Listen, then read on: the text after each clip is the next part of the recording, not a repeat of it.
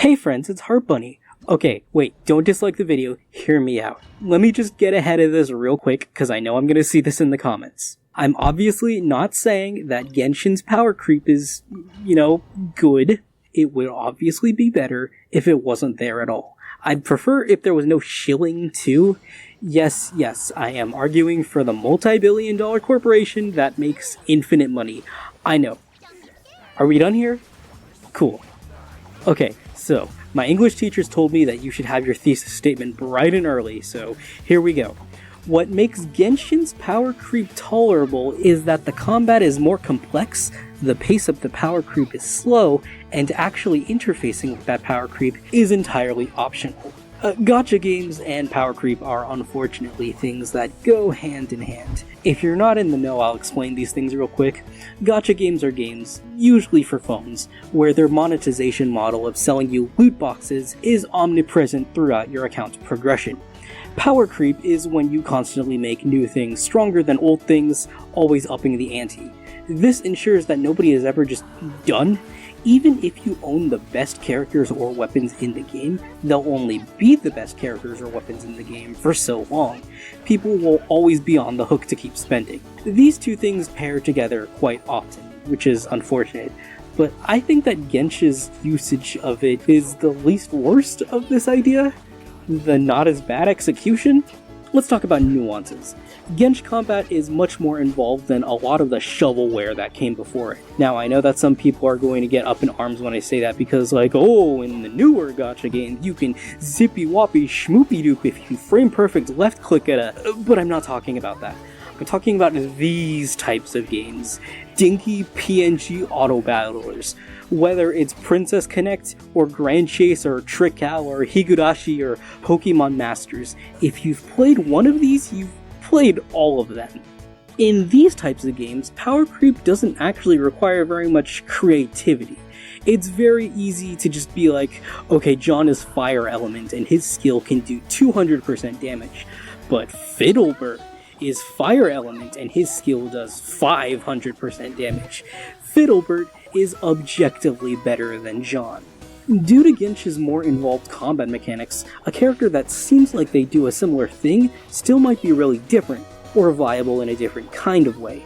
In Gensh, a character has a weapon type and an element, but even when these two things are the same across different characters, they may still have completely different functions. For example, Ice Elemental characters who wield swords. Chi-Chi is a healer, Layla is a shieler, Kaya is just bad. Sorry. And Ayaka and Skirk are on-field ice attackers. Put a pin in this, we'll come back to them later. Gensh characters have quite a lot of roles they can fill in a party. From there, you can also split those roles up further based on what elements they do it with. Then you can split them even further based on whether they do it on-field, as the character you're primarily controlling in the party, or off-field, as in you can swap to them for a short time, cast their abilities, and swap back to someone else. If you're feeling extra spicy, you can even divide certain characters by playstyle. Some characters can be built in different ways for different purposes. My Farina, who I'll be calling Fufu for the rest of this video, is a damage buffer. That's what I pulled Fufu to do. I prioritized her energy recharge stats so that her damage buffing ability is always accessible. But she doesn't have to be relegated to just that. Some people would rather prioritize her individual damage and will increase her crit stats to get the most out of her summon skill, which also works off-field. This means that after she is casted, you can switch to another character and those summons will keep attacking. Because a Genshin character can be so many different things, there are so many more possibilities that get explored. Super smarty pants people might refer to this as the dichotomy of horizontal progression versus vertical progression. See, horizontal progression allows you to widen your arsenal of things you can do. Getting more characters allows you to try out different types of teams. Teams that are based on different elements, or do different elemental reactions, or different types of attacks, or sustained damage teams, or cramming your damage into short burst damage windows. Vertical progression is just number go up. So, power creep. But it's not perfect. Let's talk about those two I mentioned earlier. Ayaka and Skirk are on-field ice attackers who swing swords. They both do the same thing, but Skirk does it better. Yeah, while I do think that this game has done quite a lot to stave off power creep, it's also a bit of an inevitability. Neither of these two have alternate playstyles, and they tend to want the same teammates. Just as Fiddlebert is John 2, Skirk is Ayaka 2. If there were no power creep in this game, I wouldn't even be making this video in the first place. But I do think the blow is softened when considering the gap in their releases from July 21st, 2021 to June 18, 2025. Ayaka having the freeze team market cornered for 4 years is a pretty good reign. Like, Ayaka may have been a top tier for the entirety of someone's time in high school. Also, Ayaka shouldn't have the entirety of freeze teams as dibs to herself. What if you like the freeze team concept, but you don't like this character specifically? I mean, she's pretty weird. But, until then, make sure you take good care of your sword. If I ever manage to steal it one day, your life will also be in my hands. I've always wanted to say something like that. Did it sound strange? An option would be nice, and that word choice is extremely intentional. An option. You can still use Ayaka if you want. They didn't, delete her from the game or anything. Skirk being better at Ayaka's job doesn't mean Ayaka suddenly has to eat a damage penalty. At the time I'm writing this, Gensh has been out for a bit under 6 years, and I think that power creep has only been a real conversation for, half of that? Honestly, I'd say they've been staving this off for quite a while.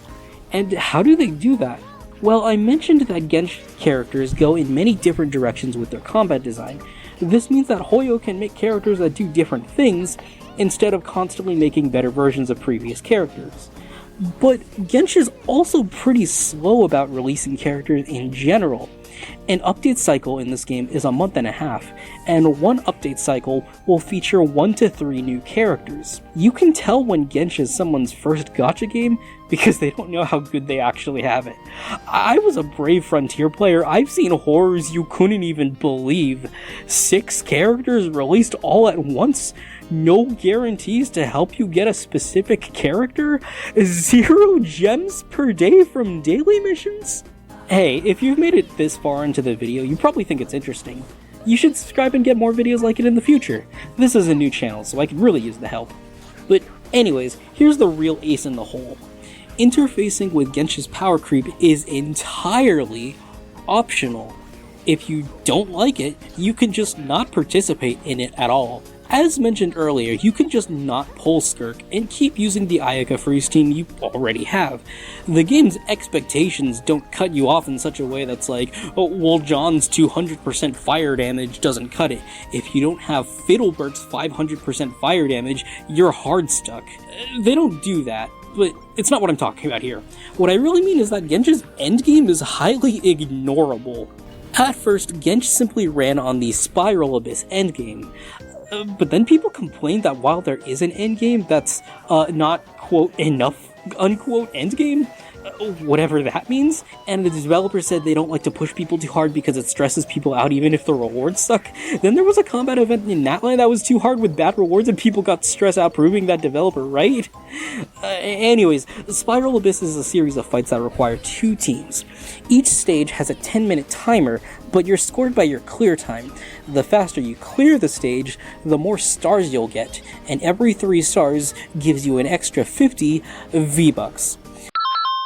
Hello, it's Art from the editing room. While writing this script, I forgot that the rewards were increased in an in-game revamp. The first 2 tiers of rewards give 50 bucks, while the third gives 100. While I got my numbers wrong in this script, it will not change the actual point being made here that pulling characters for this costs more than you actually gain in rewards. Thing is, in order to buy a single loot box, you need 160 V-Bucks. There are 12 Spiral Abyss seasons per year. Let's say you feel pressured to pull new characters to push your teams to higher heights so that you can get all of your stars. Another character can take anywhere from 1 to 180 loot boxes, which could cost from 160 to 28,800 V-Bucks. Now, let's say you don't pull those new characters and settle for what I'm going to call a 99% clear. It's not really that, it's actually 33 out of 36 stars. This is how many stars you'll need in order to get every seasonal reward except for one. By doing 99% clears, you'll get 50 less V-Bucks per season of Spiral Abyss. There's 12 seasons per year, with 50 V-Bucks you won't get, totaling 600 V-Bucks you're missing out on per year. That will get you, let's see, 3 loot boxes.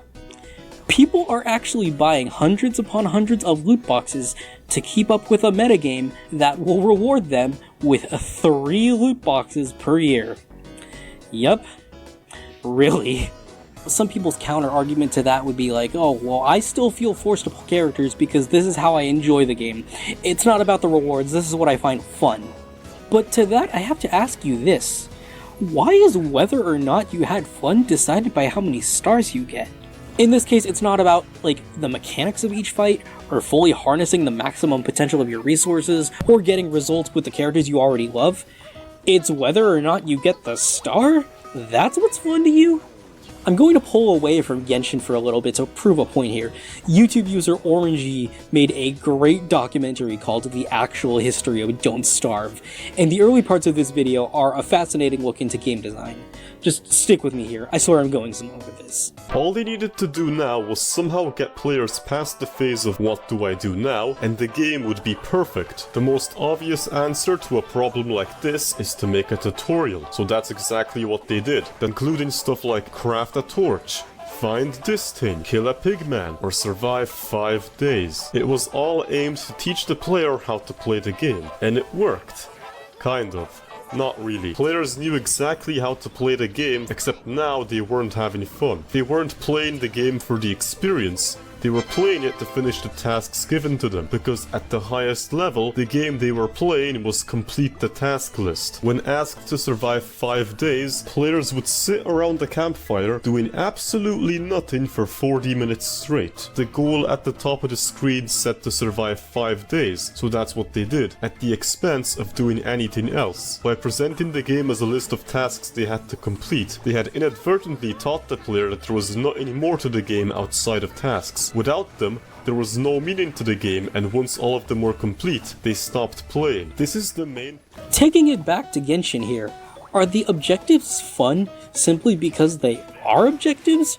Are you doing these things because you actually want to do them? Or are you just doing these things because the game says that they are things you can do? If that's too abstract for you, here's another example. Retro Achievements is exactly what it sounds like, a website that makes achievements for games that were made before achievements were things that were tracked automatically by the game or the system.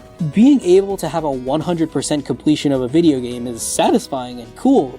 The idea that you can say you've seen everything the game has to see and done everything the game has to do. But this can also get really out of hand at times. One example here is the page for Super Mario Sunshine. Normally you 100% the game by getting all 120 shine sprites, but thanks to retro achievements there's really abstract challenge runs out there like the achievement Horticulture Hero, which asks you to rescue all the Piantas in episode 6 of Pianta Village while only touching the treetops and red mushrooms past the bridge. If you want to gimp yourself and do a challenge run, that's perfectly fine. However, because the Retro Achievements page for this game now has this achievement here, if you don't want to gimp yourself and do a challenge run, you're always going to be left hanging at 99%. Something left entirely undone. Yes, I could suck it up and just do it. I could make myself pull new characters to build stronger teams to get that last Abyss Star. But would I be doing that because I actually want to? Or would I be doing it because this random-ass website told me that it was a thing I could do if I felt like it? Well, maybe I don't feel like it. Maybe I don't want to do it. Maybe I misplaced what was actually fun in the first place. Additionally, you can reduce the gap of old characters and new characters by buying more constellations. In Genshin, if a loot box gives you a character you already have, it's called a constellation, and it unlocks additional passive skills. How much stronger a character gets based on how many of these things you get varies from character to character. While Skirk is stronger than Ayaka, is one Skirk stronger than 7 Ayakas? Maybe? Okay, I'll be honest, I don't play freeze teams, so I couldn't tell you the extent of exactly how strong. But the point is, this allows you to vertically progress a character to lessen the gap of the extended vertical progression you're supposed to participate in by pulling new characters. Earlier I mentioned that a character can cost anywhere from 1 to 180 loot boxes. This is still true. Numerically, in terms of what would be more valuable to an account to maximize strength with the resources that they have, pulling Skirk would be better. But like, maybe you just like Ayaka? Maybe you just want to use her because you think she's a cool character. Maybe what's fun to you is winning with characters you already like, instead of characters that are objectively better. And you have the option to do that, instead of chasing characters that, to you, only function as stepping stools to make number of Abyss stars go up. I mentioned earlier you can tell when Gensh is someone's first gacha game. One way you can tell is that they have no idea how good they have it. Look, the gacha game subgenre has changed quite a lot from its dinkier origins. But it used to be that if you refused to pull new characters, you would just, get stuck. You wouldn't be able to progress in the game, and if you can't progress in the game, you're cut off. All the new stories they'd make that you can't play. If the game had multiplayer mechanics, you could be dragging your friends down. Who cares what new content is in an update if you can't even get to it? Gensh isn't like that. The game is intentionally kept pretty easy. You'll never get walled off from seeing the new story just because you didn't feel like pulling someone. Heck, there are challenge run accounts for this game where people don't pull any characters. This is a gacha game where the gacha itself is entirely optional. If you hate loot boxes so much, you could simply just never use them. I haven't played every gacha game in the world, and if anyone has, I truly feel sorry for them, because honestly, gacha games can be pretty gross. I played this one in spite of its circumstances, and not because of it. And I find it kind of silly when people, pride themselves on inhaling everyone's loot boxes simultaneously. It's just, I think this game has done a lot to stand against the ick that this subgenre of game is usually tainted with. It's not perfect, but I think it's pretty good. It's not, quote, a step in the right direction, unquote. It's a giant leap for mankind. Your friend, Heart Bunny.